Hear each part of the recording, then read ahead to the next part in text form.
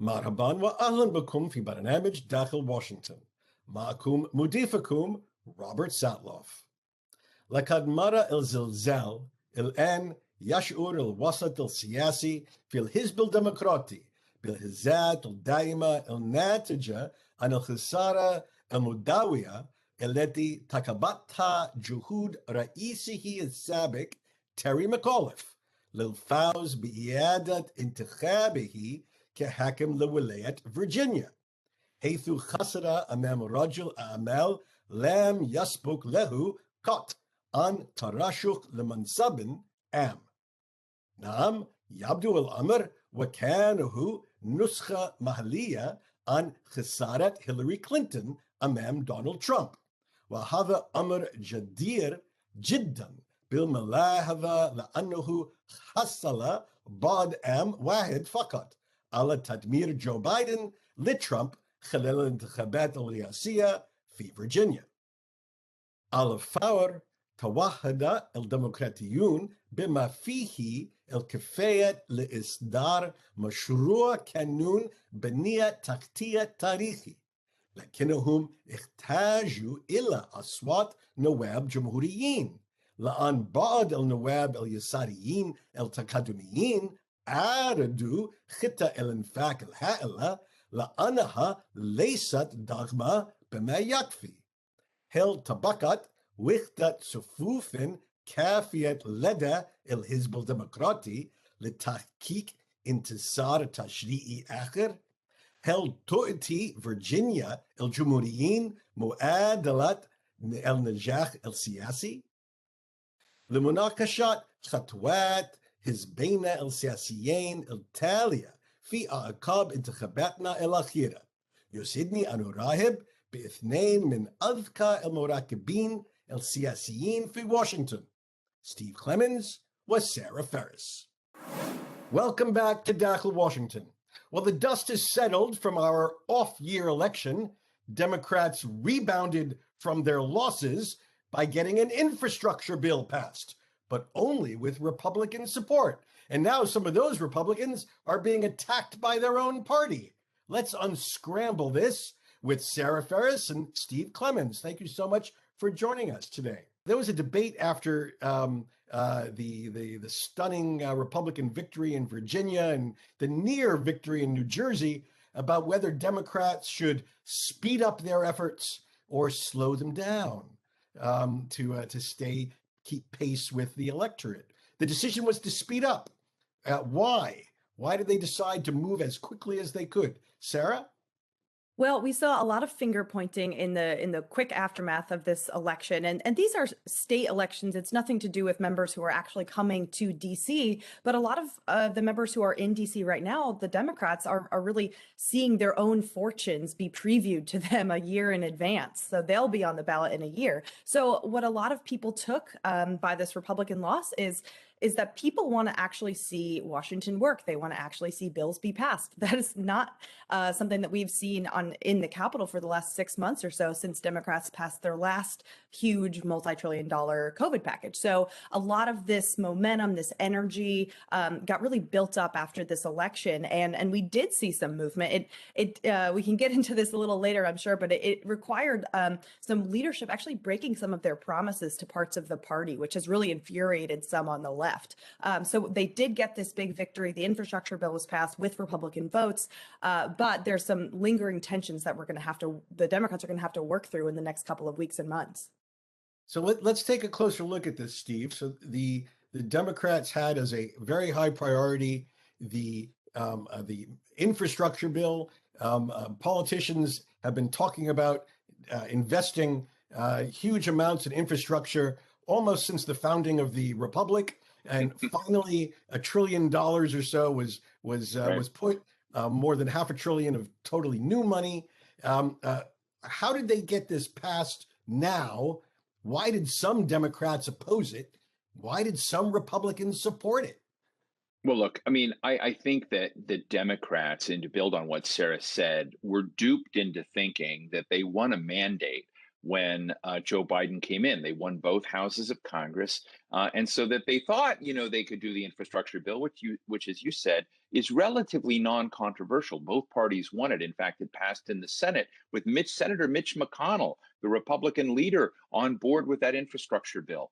But other members, particularly on the left of the party, hijacked that bill and held it hostage to a broader set of social initiatives, that were involved with, providing childcare at home for working mothers, to kind of look broadly at the social contract, if you will, for Americans, as we've seen greater inequality in this country and folks left behind. So they weren't satisfied in the left wing of the Democratic Party with just the infrastructure bill. So this put President Biden in a real box. Does he tilt? Does he use his moment of coming in after Donald Trump and try to be bigger, try to be Lyndon Baines Johnson? In my view, this was an illusion. They never had the number of votes to pass that package, and we saw the impact of that illusion hit in the recent elections, where they lost Virginia and other elections around the country. So I think, to go to your point, Republicans in the moderate wing wanted to see pragmatic investment in the United States, and that's infrastructure, but they don't want to go too far. Democrats like Senator Joe Manchin, Senator Kristen Sinema, some other Democrats, are probably 10 to 12 of them, also very much on board in that centrist place. But both parties right now, as I think Sarah just said, are divided deeply inside. It's more fun to actually look at the battles inside the Democratic Party or inside the Republican Party than it is between Democrats and Republicans. So in that sense, you have legislation that does not represent a full consensus of either party coming in. And to get anything done, they're going to have to find, people, as they did with the infrastructure bill. 13 Republican House members joined Nancy Pelosi and the infrastructure bill, whereas the far left didn't vote for that infrastructure bill because they don't believe it's enough given this time in our history. Sarah, let's talk about that 13. They voted against their leadership, or did their leadership wink and nod in order to get the bill passed? I know now some of them are under threat of losing chairmanships for having signed on to a Nancy Pelosi bill. Is that a serious threat? So they did vote against their leadership here. The House Republican leadership, they were really encouraging their members not to support this. They knew that it would draw the wrath of Donald Trump, of a key leader in their party, as well as a big chunk of their base in their party. But there's this really important distinction that we need to make for this group of members, because these are some of the most vulnerable members in the Republican conference. If you take these Northeast Republicans, many of them flipped seats for the first time last election. If they voted against this and suddenly their district in Staten Island or parts of New Jersey are seeing bridges and roads being built next year, they can't come in and say, I voted against this bill. So, what it really turns out to be is a really regional issue. Those with really high trafficked areas, really badly in need of an infrastructure money. It just becomes an impossible vote to vote against an initiative like that. So Republican leaders were whipping pretty fiercely to keep their members off of this bill. But at the end of the day, they always knew that there were going to be 10 to 15 Republicans who did support this because it's going to help their reelection. And that's good for the House Republican leadership. So no matter what threats you hear, of pulling somebody off a chairman position, I think let's look next year. If these guys keep their seats, I don't think the House Republican leadership are going to want to be taking them off any chairman because, these are the guys who are going to be critical to flipping the House. And look, if I can just add something to what Sarah said, I mean, she's absolutely right about how she cast it. It was like Donald Trump did not want this to pass, but it makes no sense for them not to pass it. And, so I believe there's a little bit of a wink and nod in there. But I think one of the real interesting litmus tests right now is that Donald Trump was kept out of Virginia and a Republican won that state. So this notion that Donald Trump is key to everything or is the decider is going to be tested in the next 12 months. And in my view, he's got a lot of fanatics that are very much in his camp, but you've got other people realizing, as you win elections with the independents, and say Joe Biden has lost 30 points with independents since they have come in. And that is what helped them win in Virginia by 10 percentage points after Joe Biden had won Virginia by 10 percentage points. So when you kind of look at that question of where are independents, what are they thinking, Donald Trump's not a guy you want to have around in that case. And so he is not the decider on all of this. And they're going to have to play on both sides of that line for a while, which they did in this case. They passed the bill, but yeah, some of them ran scared of Donald Trump. So we're going to get to this question, but might as well get to it now. So now that a few weeks have passed since Virginia and New Jersey, what is the conventional wisdom? Did the Republican success happen because of or in spite of Donald Trump? Sarah?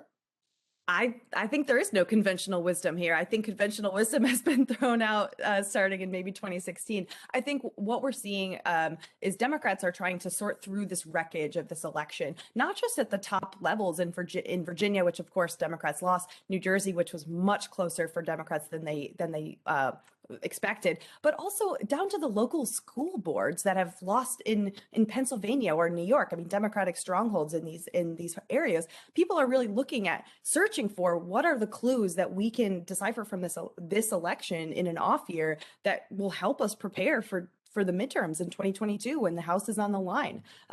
So, people are looking at what is our message on COVID? What is our message on inflation? What is our message on these social issues? And trying to figure out what the nation is looking for, what the nation is going to be looking for, because the times have dramatically changed since the last time they were on the ballot. Look, I know this is going to sound trite, but what I think the message is that Joe Biden is out, and Joe Bidenism, who he beat the progressives, but then he went weak and he got hijacked by the left. That is not selling for Americans. What is selling is a kind of version, weirdly, of Mitt Romneyism. You had basically Glenn Youngkin, who won the Virginia race, and many of the other people that won races that Sarah just talked about brought a kind of moderate sensibility to stuff. And that's bland Mitt Romney, kind of centrist conservatism. And that seems to sell right now. Terry McAuliffe, the guy who lost in Virginia, the Democrat who lost, was part of the Clinton machine. He was one big operator in the Democratic Party. So this sort of Mitt Romney versus Bill Clinton, in my view. And Mitt Romney's made a comeback, at least in spirit. But that's not Donald Trump. And so I think what's interesting is you're seeing a reorientation of American attitudes in politics right now, which Joe Biden kind of ran on. He kind of beat Bernie Sanders. He beat Elizabeth Warren. He said, I'm for the working person in Scranton, Pennsylvania. But then he went off to the far left. And that's what the enigma of the Biden administration is right now, is that they owned that space and they gave it up. And what just happened is the conservative version of what Joe Biden ran on just won in a lot of these elections. So you heard it here first, the word Romneyism. All right, when we come back after the break, we're going to take this to the next step, which is looking at the big challenge ahead for President Biden after securing this vote. Can he secure the next big vote on the Build Back Better program? In just a moment.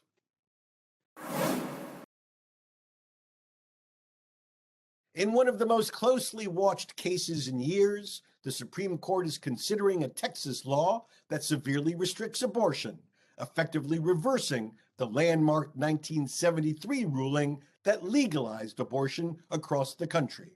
That ruling is called Roe versus Wade, Jane Roe being the pseudonym of Norma McCorvey, who wanted an abortion in 1969 but could not get one in Texas, where she lived, because it was banned except when necessary to save the mother's life. So she went to court against Henry Wade, the local district attorney, with the case eventually reaching the Supreme Court, which ruled 7-2 that the Due Process Clause of the 14th Amendment to the United States Constitution provides a, quote, right to privacy, unquote, that protects a pregnant woman's right to choose whether or not to have an abortion. But the court also ruled that this right is not absolute and must be balanced against the government's interests in protecting women's health and protecting prenatal life. Finding the right balance has bedeviled American politics ever since, and we will soon see whether, after nearly 50 years, the decision made in Roe versus Wade itself survives.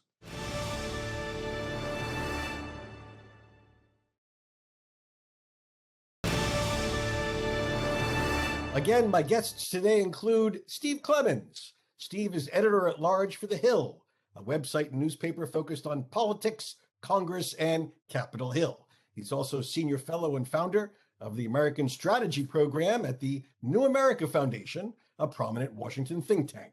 Steve has served as Washington editor-at-large for The Atlantic, vice president of the Economic Strategy Institute, and executive director of the Nixon Center for Peace and Freedom.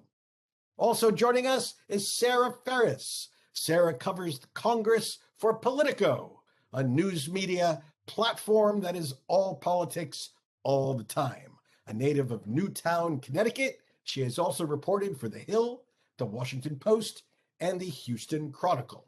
Well, now that the Democrats have gotten the success of the bipartisan infrastructure bill, does bipartisanship extend to the Build Back Better bill that we just talked about a few minutes ago? And if so, why not? Aren't there a lot of popular items in that bill too? Sarah. The short answer is no. This will be a bill that's passed entirely by Democrats, and they're at risk right now of having even a couple of Democrats in the House not be on board with this, because it's proving very contentious to try to get across the finish line. But there are pieces of this that poll very well, that are popular with both parties. Prescription drug pricing, for example, allowing Medicare to negotiate for drugs. That's something that President Trump, when he was president, wanted to see. So there are pieces in here. Home health care is another one, really helping people, elderly people age in their homes, those sorts of things. Poll very well, but there's lots of things tucked in here. Huge, massive new social spending programs, childcare, for example, things that would actually the government would be setting up new programs. This is something that Democrats are trying to convince their entire party to get on board with. And so, wrapped up all together, it does become something that is pretty controversial when you're trying to get through. Steve, even in Republican rural areas, something like childcare is popular. I mean, they're looking for ways for people to get out to work if they can. I think there are two things going on. The bill is so opaque. I mean, there's so little understanding of what is in the bill that a lot of people oppose it just because, it's got 3 B's in it. And you add the fourth, which is the Biden Build Back Better plan, right? So 4 B's. And so they look at it as the Biden plan, and a lot of folks that are not happy with Joe Biden right now, his popularity is at about 38%. And those who disapprove of his performance is at 59%. These are Trump numbers. And so I think, beyond the policy levels, you're asking what? Yeah, I'm sure that a lot of Republicans do support childcare, but they also do not support taking America's fiscal situation, into a big hole. One of Senator Joe Manchin's criticisms of some of the plans here is that we can't afford, and we haven't reconciled America's entitlement programs now. We have not put them on sound footing. And so it would be irresponsible to add new, large, ongoing entitlements when we don't have soundness right now in the mathematical equations for the entitlements we have. So this is a Democrat saying this. You have Kristen Sinema saying Senator from Arizona, she will not support anything that raises taxes on individuals. And so they continually define themselves around these next challenges. I mean, when you look at what he inherited, which was 50,000 jobs a month being grown each month, and now they're at 500,000. There are things that Joe Biden has gotten right, but I think everything from the Afghanistan withdrawal to the bumbling within the party and the bad signaling within the party has led to this sense that the Biden team doesn't have the competence that people hoped for. And also, to go back to Sarah's early point, when they voted for Joe Biden, they really weren't voting for these big social programs. They were voting to get Donald Trump away from the White House. That's a very different kind of thing. That's not a mandate. And I think what may help Joe Biden, which helped Bill Clinton, is losing majorities in both or either of those houses, because it'll put everyone back in a mode of being able to compromise in the center. And that's clearly where Americans want their government right now. Oh, sure. I can just see it now. You write the memo to President Biden. We urge you to adopt a policy which would enable Republicans to take back control of one or both of houses of Congress. Well, that may happen anyway. So, all right, Sarah Ferris, Steve Clemens, we're going to have to stop here. Thank you very much for narrowing in on these very important political issues and telling our viewers where it's likely to go in the next few weeks. We look forward to having you back again on Dakhel, Washington. In politics, it is a truism that whoever controls the narrative wins the ballot box. In Virginia's recent election, the insurgent Republican grabbed onto the issue of parental control of education. To what extent should parents have a say in what their kids read and learn? And rode the theme of being the family-friendly candidate all the way to victory. For many viewers, the issue of parental control is what we can derisively call a first world problem. Virginia is a relatively wealthy state, and the campaign was won and lost on this niche issue, not on the more basic questions of whether Virginians have adequate housing, healthcare, employment, or nutrition, life or death issues for so many people around the world. But it's still what made the difference.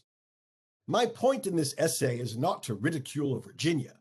Rather, my point is to take a closer look at what positions qualify as family-friendly, what positions follow in the time-honored American tradition, versus what are so innovative and newfangled that they are criticized as foreign, family-unfriendly, or even un-American.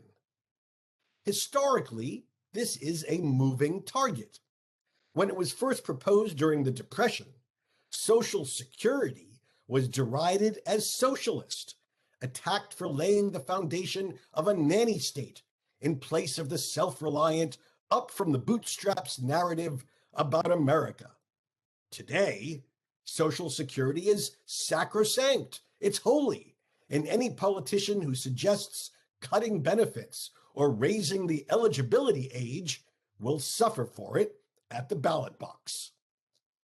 A decade ago, the Affordable Care Act was rejected by every Republican in Congress. Today, they vote to repeal at their peril. What about issues on today's agenda?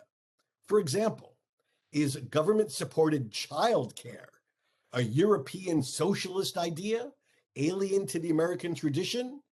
Or is it a family-friendly proposal that allows millions of women to enter the workforce? Politicians who believe in these things should not cede the cultural high ground to the opposition. In my view, they should fight to be called family-friendly. As for who controls what our kids read, these fights are as American as apple pie and almost as old as the Republic. At one time, it was whether students should read the American classic Huckleberry Finn, with its derogatory references to a former slave. Then it was whether students should read the classic To Kill a Mockingbird, with its description of a black man allegedly raping a white woman. More recently, it was whether to read Toni Morrison's Beloved, the often violent story of a black family after the Civil War. I believe our resilient, curious, creative kids should be exposed to all these books. They can take it. If they can't, we are all in trouble. بهذا نصل لنهاية هذه الحلقة من برنامج داخل واشنطن. إذا كانت لديكم أي استفسارات أو تعليقات حول هذه الحلقة، وخاصة حول تأثير فاتورة البنية التحتية على الاقتصاد الأمريكي، أرجو أن تتواصلوا معي عبر تويتر على هاشتاج Inside Washington أو أن تراسلوني مباشرة على @RobSatloff. سأراكم الأسبوع المقبل وإلى أن ألقاكم. شكرا لكم وإلى اللقاء.